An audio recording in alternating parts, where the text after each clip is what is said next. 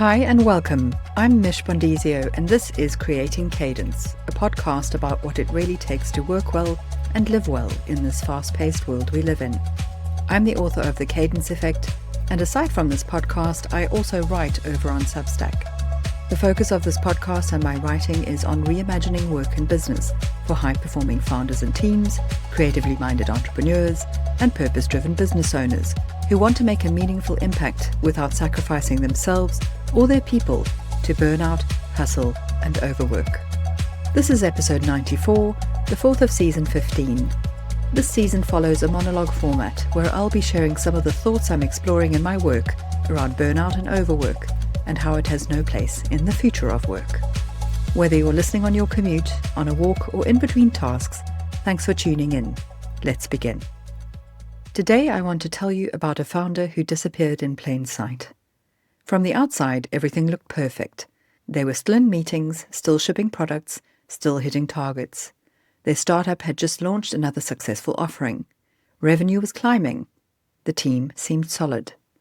But behind the Zoom screen, something fundamental had shifted.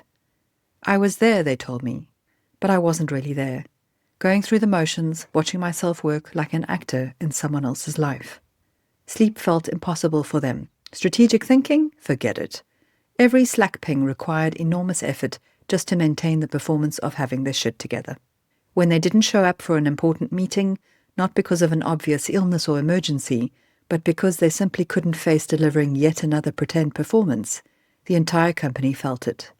Their shame grew, and their team's mistrust grew too. This is what we need to talk about today. Not the dramatic collapse that makes headlines, but the quiet erosion that happens when we treat leadership burnout as a personal failing, rather than what it actually is, a systemic risk that threatens everything you've built. And more than that, I want to talk about the hidden tax your nervous system is paying for that success, the invoice that comes due long before you notice the withdrawal. So if you're ready, let's dive in. We've been thinking about this all wrong. For too long, burnout has been framed as a weakness. Can't handle the pressure? Not cut out for this? Maybe you should try yoga. And before you ask, I have nothing against yoga. I'm actually a big fan. What I am against is how it's often referenced in this context, as though a few downward dogs will somehow fix a fundamentally broken system. This framing isn't just wrong, it's dangerous. It keeps founders suffering in silence while their companies slowly unravel from the inside out. The World Health Organization got it right back in 2019, when they defined burnout not as a personal deficiency, but as an occupational phenomenon. It's what happens when work environments consistently demand more than they restore. We now know that burnout isn't only a work phenomenon, though. It can actually happen across the various facets of our lives due to environmental influences. But today I'm talking about it in a work context. And here's what often gets missed. Burnout also happens when we love what we do. When our mission drives us to override every signal our body sends. When we believe our worth is tied to our output. When stepping back for our own needs feels like a betrayal of the cause. This can lead to burnout too. And as I mentioned earlier, burnout doesn't just happen because of work or at work. For female founders in particular, there's the cost of the very common second shift they take on around work. Kids, aging parents, community care, the math becomes impossible. For purpose-driven leaders, add the weight of knowing your work matters, that people depend on you, that things like saving the planet cannot wait. In my book, The Cadence Effect, I argue that burnout is the logical outcome of misaligned systems, work that systematically outpaces human capacity, cultures that mistake exhaustion for dedication, rhythms that never allow for genuine restoration. From my interviews with podcast guests over the years, I've heard the same pattern again and again. When the pace is relentless, founders become productive but hollow, maintaining output whilst losing connection to their creativity and to why they started this journey in the first place. This isn't a weakness. This is what happens when brilliantly motivated people operate in outdated systems designed for what is known in organizational dynamics as the mythical unencumbered worker. The mythical unencumbered worker is not your typical human. In fact, they don't exist. The real cost. When leaders burn out, the damage ripples everywhere. Let me walk you through what actually happens. First, your decisions degrade. You start choosing quick fixes over sustainable solutions, creating what I call organizational debt. Like technical debt, it's the accumulated cost of choices made under cognitive strain. And like technical debt, it makes everything exponentially harder down the line. Second, your company becomes brittle. Most startups depend deeply on their founders' energy and judgment. When that degrades, one bad day can trigger cascading failures. One founder told me my team was walking on eggshells, afraid to bring problems to me because they could see that I was already drowning. Third, your culture rots from the top.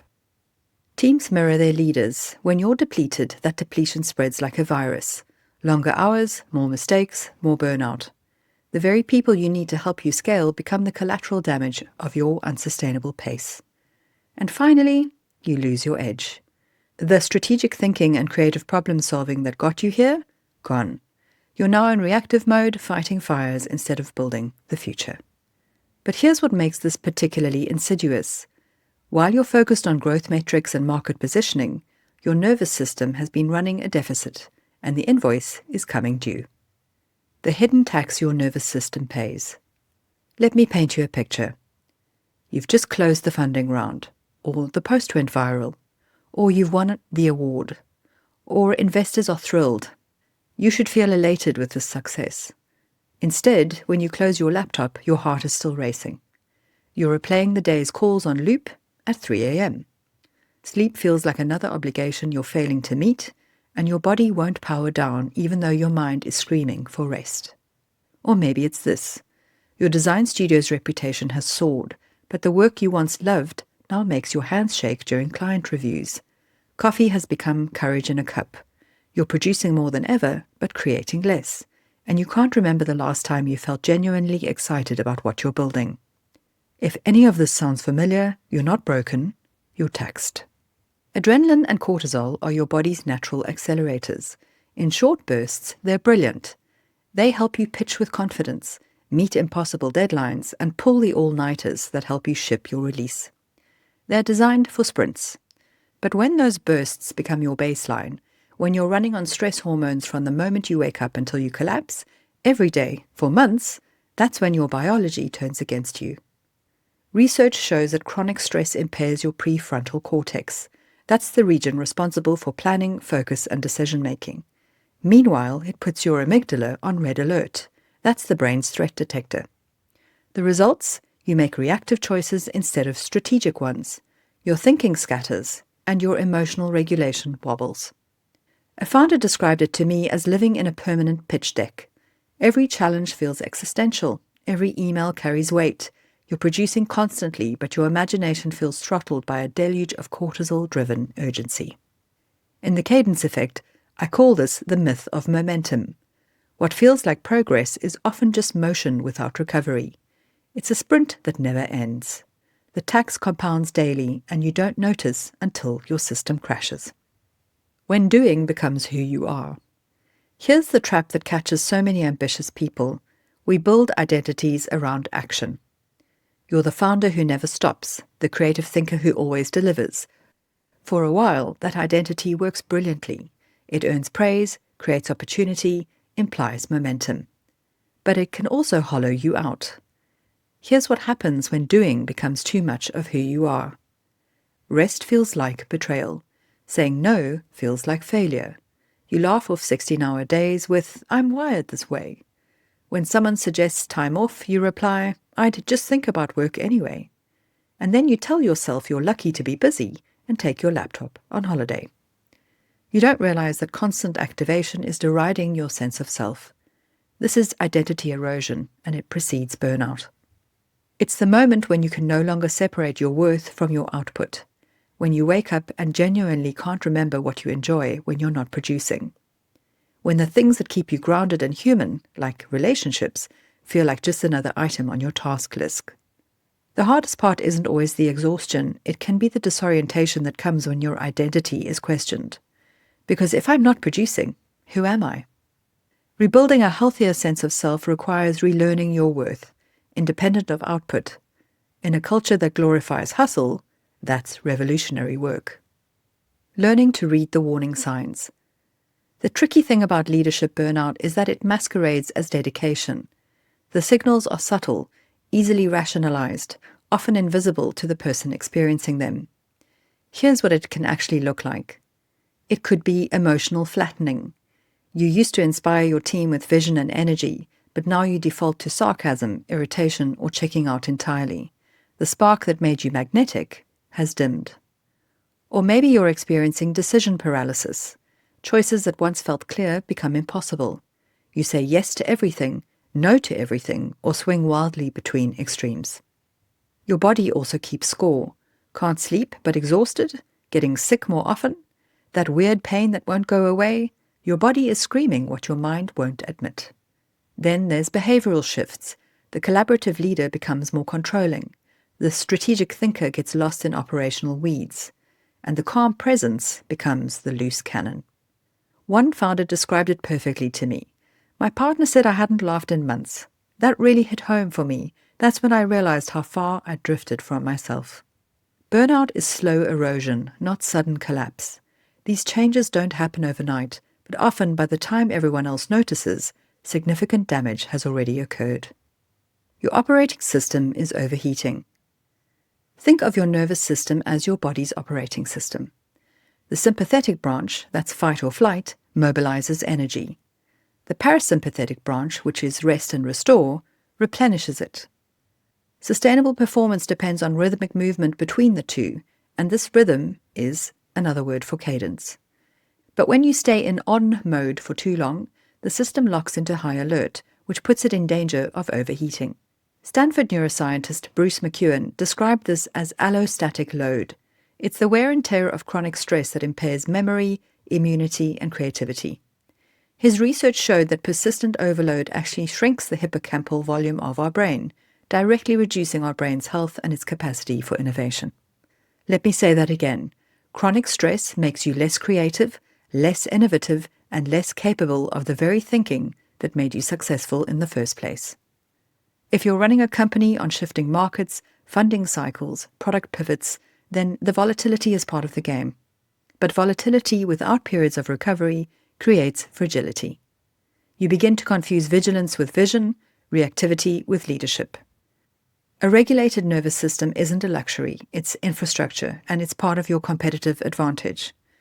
So creating cadence, which includes alternating intensity with restoration, isn't self-care theatre, it's neural hygiene. Building resilience as infrastructure. So what's the solution? It's not meditation apps or wellness retreats, though do take the retreat or learn to meditate if you can, because they can both help, but they're not enough on their own. The solution is treating resilience as critical infrastructure. It's as important as your tech stack or financial systems. Want to know how to start? Here's 4 suggestions. First, audit your cognitive load. Track your decision fatigue like you track your burn rate. How many context switches per day? What percentage of your time goes to creative work versus administrative overhead? You might find the data shocks you. Second, design recovery into your rhythm. Not after the sprint or once we hit profitability or once that client meeting is passed. Do it now. Create the good habits before you need them. This could be protected thinking time, real weekends, 4-day working, or periods during each day where you're genuinely unreachable for non-emergencies. Remember, recovery isn't weakness. It's strategic maintenance of your most critical asset, your brain. Third, make sustainability visible. When you openly prioritize your health and well-being, you give everyone permission to do the same. Share your energy levels in team meetings. Talk about cognitive load. Normalize the conversation before it becomes a crisis. And finally, democratize well-being and resilience. We're all humans, we're all people. No matter how superhuman you think you are, we're all susceptible to burnout. What works for you will work for your team and will improve your business outcomes too. So don't keep these skills to yourself. Make it part of the DNA of your team and your business.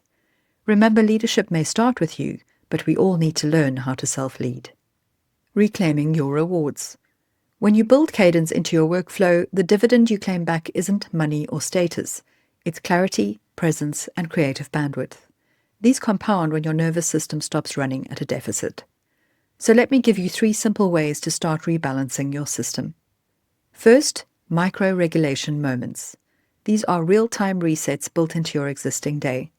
60 seconds of conscious breathing between calls, unclenching your jaw, dropping the hunch in your shoulders, or gazing out a window for 30 seconds. Treat transitions between activities as opportunities for neural pit stops, not wasted time. Second, do some nervous system accounting. If you track cash flow, you can track energy flow. Log your week's debits and credits. Stress spikes, late nights, conflict, those are debits. Moments of calm, exercise, laughter, deep conversations, those are your credits. At the end of each week, tally your balance. And third, redefine what winning means to you. What if winning meant you could think clearly at 4 p.m. instead of feeling frazzled? That you enjoyed dinner with your partner without checking Slack? That you were hitting the pillow before 10 p.m. instead of still adding to your to-do list at midnight? Set thresholds for enough and celebrate creative slack, the margin where innovation actually lives. One creative leader I know experimented with a 4-day work week after losing a key project. Within 2 months, her team delivered higher quality work and reported fewer errors. The business didn't shrink, it sharpened. So let's bring this together. The most important shift happens when we stop asking, why can't I handle this? And start asking, how do I redesign this to be more sustainable? This reframes burnout from a personal failing to a design problem, and design problems have design solutions. When you understand that your exhaustion isn't weakness but a signal that systems need adjustment, everything changes. You can address root causes instead of just pushing through. You can model sustainable leadership instead of being a victim of martyrdom. For those with boards and investors, this shift is equally critical. Leadership burnout isn't an inconvenient personal issue. It's a strategic risk that deserves the same attention as market threats or technical debt. And here's what most miss. Sustainable leadership isn't just about preventing collapse. It's about unlocking capabilities that aren't accessible under chronic strain. Leaders operating within their capacity make better decisions, think more creatively, and inspire genuine loyalty when they're invested in more regenerative working practices. They're adaptable in crisis, visionary in planning, and resilient when facing setbacks. Meanwhile, companies that burn through leadership capacity stay trapped in crisis mode, with talent churn and strategic drift. They might hit quarterly goals, but they can't build lasting advantage. The founders who get this, who invest in human sustainability as seriously as product development, will consistently outperform their competitors over time. It's worth remembering that the success that taxes your nervous system isn't actually success. It's asset depletion. The reward you claim back when you build cadence into how you move forward is the one thing no amount of funding can buy. A calm, clear mind that can see the future. Because the real failure isn't struggling, it's ignoring the signals until there's nothing left to ignore. In the next episode, we'll explore something you might not expect. When your nervous system regulates, your capacity for connection expands. You have bandwidth not just for strategy and execution, but for the relationships that actually sustain you through volatility. Which raises an uncomfortable question. If your calendar is full, why do you still feel so lonely? Until then, I invite you to audit your nervous system's balance sheet. You might be surprised by what you discover. So thanks for listening. I'll be back soon with the next episode in the series, but a few quick notes before you go. If you found this episode helpful, please like or rate the podcast wherever you listen to it. It helps others to find us. You'll find out more about my work at creatingcadence.co, and you can grab a copy of my book via thecadenceeffect.com. You can also read more of my articles at creatingcadence.substack.com. The Creating Cadence podcast is produced by Bondesio Media and is available on Apple, Amazon, Spotify, and YouTube. It's edited on Descript, and this season's music is from Changing Their Minds on Premium Beat.